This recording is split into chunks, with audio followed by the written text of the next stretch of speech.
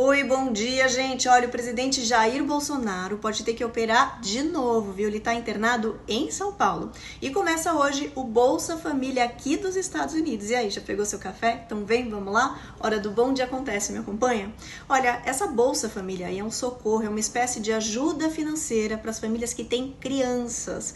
A partir de hoje, até o final do ano, os pais vão receber por mês aí cheques de $300 para cada filho menor de 6 anos.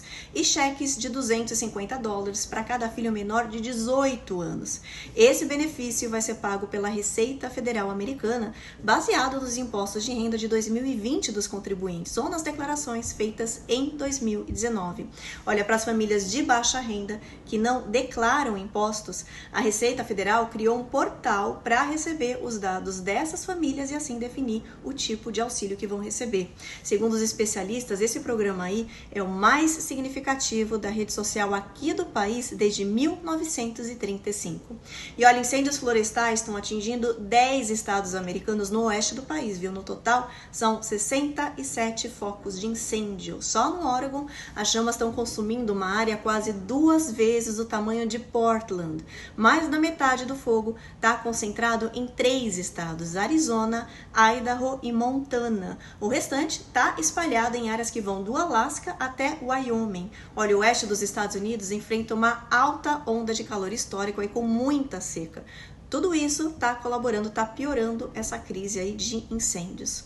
E o número de imigrantes na fronteira do México com os Estados Unidos chegou a 188 mil pessoas. Isso só no mês de junho, viu? Um recorde. É o mais alto da última década. No acumulado do ano fiscal, o número de imigrantes ilegais que chegaram na fronteira já chega a 1 milhão de pessoas, gente. E olha, o presidente Biden vai receber hoje na Casa Branca a chanceler alemã Angela Merkel. É a primeira visita de um líder europeu aqui nos Estados Unidos no pós-pandemia. Os dois vão falar de Covid, clima, segurança internacional, economia e também vão discutir a questão da espionagem americana na Europa. Olha, essa deve ser a última visita de Angela Merkel como chanceler alemã. Ela anunciou que não vai disputar as eleições em setembro. Isso significa que ela deve encerrar seu mandato depois de 16 anos no poder. E olha, desde o início desse ano aqui de 2021 até agora, o número de pessoas que morreu tentando cruzar aí o Mediterrâneo para chegar na Europa subiu 50% em relação ao ano passado. Foram pelo menos 1.146 mortes, um recorde também. Os dados foram divulgados pela Organização Internacional para Migrações, OIM. E olha, a Itália proibiu navios cruzeiros de grande porte de entrarem na cidade de Veneza. O governo italiano atendeu aos apelos locais e internacionais, incluindo da Unesco, que ameaçou colocar a cidade de Veneza, a pérola do Adriático, na lista dos patrimônios da humanidade ameaçados. Olha, há anos, defensores do meio ambiente e da cidade de Veneza denunciam que os navios afetam o ecossistema e as fundações da cidade. A medida aí, essa proibição de navios, vai entrar em vigor no dia 1º de agosto. E olha, a União Europeia anunciou um plano super ambicioso para alcançar as metas de redução de gases de efeito estufa em 55% até 2030. Esse pacote inclui planos aí para taxar o combustível da aviação, proibir vendas de automóveis movidos a gasolina e a diesel até 2035 e adotar também a chamada tarifa de fronteira de carbono, exigindo aí que fabricantes de países poluidores fora da União Europeia paguem mais pela importação de alguns materiais como aço e concreto, por exemplo. Gente, olha, em troca de tudo isso, eles estão planejando aumentar o uso de energia renovável no bloco. A Europa quer ser o primeiro continente a se declarar neutro para o clima em 2050. Pois é, só que essas medidas todas aí, esse pacote ainda precisa ser aprovado pelos 27 países do bloco e pelo Parlamento Europeu também. E olha, os Estados Unidos, o segundo maior poluidor do mundo atrás só da China, também está pensando em adotar um imposto sobre o carbono nas importações aí de países que não tenham políticas agressivas para combater a mudança climática. Pois é, vamos ver, vamos acompanhar.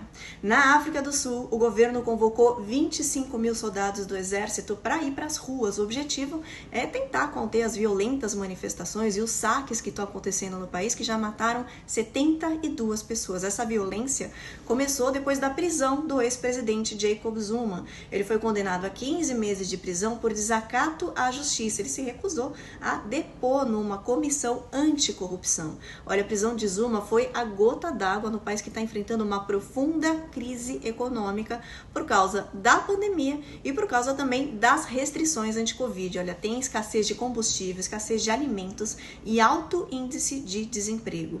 As bandeiras das Nações Unidas foram hasteadas a meio mastro na sede de Nova York e nos escritórios em todo o mundo. Isso em homenagem ao presidente do Haiti, o Jovenel Moïse. Ontem completou uma semana do assassinato dele dentro de casa.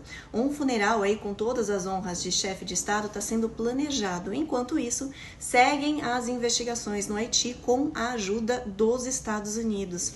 20 pessoas estão presas, acusadas de envolvimento nesse crime aí, incluindo 3 haitianos com cidadania americana. Ontem, o chefe da segurança pessoal do presidente Jovenel também foi preso, suspeito de envolvimento nesse crime aí, nessa operação. E olha, no Brasil, um estudo do INPE, do Instituto Nacional de Pesquisas Espaciais, que foi publicado na revista Nature, apontou que atualmente a Amazônia está emitindo mais gás carbônico do que está absorvendo. E o motivo principal aí são as queimadas. Esse desmatamento está fazendo diminuir a quantidade de chuvas lá na região e com isso subindo a temperatura. Isso está criando uma espécie de estresse na flora, que está dificultando aí o processo de fotossíntese, que é o processo que transforma gás carbônico em oxigênio. Pois é, o chamado pulmão do mundo, a Amazônia, está falhando, está doente e precisa de ajuda urgente. Ainda no Brasil, o presidente Jair Bolsonaro pode ser submetido a uma nova cirurgia, dessa vez por obstrução intestinal. Ele está fazendo novos exames no hospital na zona sul de São Paulo. Olha, Bolsonaro foi internado ontem à noite e deve permanecer 3 dias por lá, enquanto os médicos estão discutindo aí os próximos passos. Ele descobriu esse problema ontem de manhã, depois que ele procurou um hospital militar em Brasília, com dores abdominais e soluços constantes. Olha, pois é, lá dentro do hospital em São Paulo, Bolsonaro postou no Twitter uma foto sem camisa e um texto dizendo: mais um desafio em consequência da tentativa de assassinato promovida por um antigo filiado ao PSOL, que é o braço esquerdo do PT, para impedir a vitória de milhões de brasileiros que queriam mudanças para o Brasil. E foi apresentado ontem na Câmara o chamado aí PEC do Pazuello. Você sabe o que é isso daí? Olha, é uma proposta de emenda à Constituição que impede que militares da ativa assumam cargos do governo. Essa PEC aí do Pazuello obteve 185 assinaturas a favor e 5 ex-ministros de defesa divulgaram uma nota de apoio a esse texto aí, incluindo Nelson Jobim e Celso Amorim também.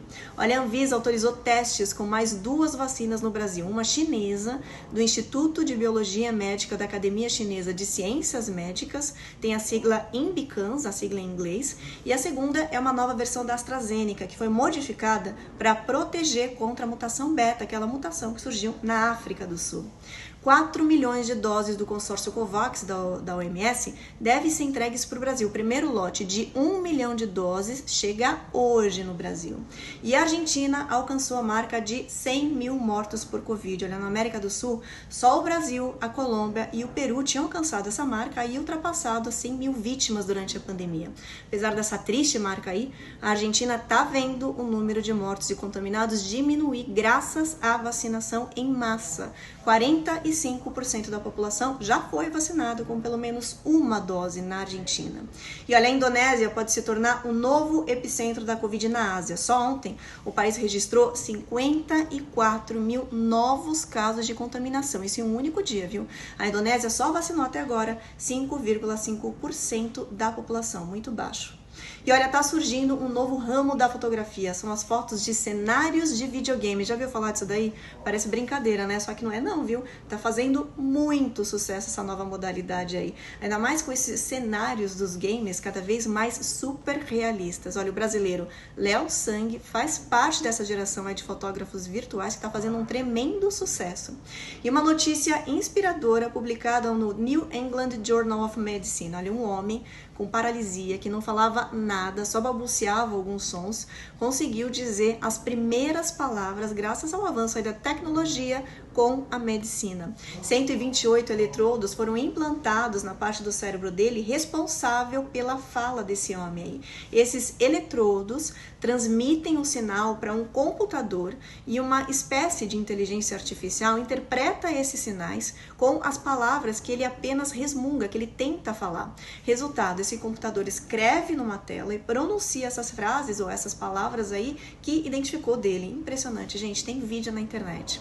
E olha só que interessante isso daqui, o TikTok tá virando uma espécie de alternativa para o LinkedIn. As empresas começaram a procurar candidatos no aplicativo, aí, especialmente os mais jovens, que estão gravando vídeos de currículo de forma super criativa. Eles estão fazendo isso no novo programa do TikTok chamado Resumes. Essas empresas aí, como a Target, por exemplo, já aderiram a essa técnica e estão procurando os funcionários por lá. Legal, né? Gente, olha, siteacontece.com, mais notícias, mais informação, dá uma olhada. Eu sou Ruth Oliveira Arias, bom dia e até amanhã.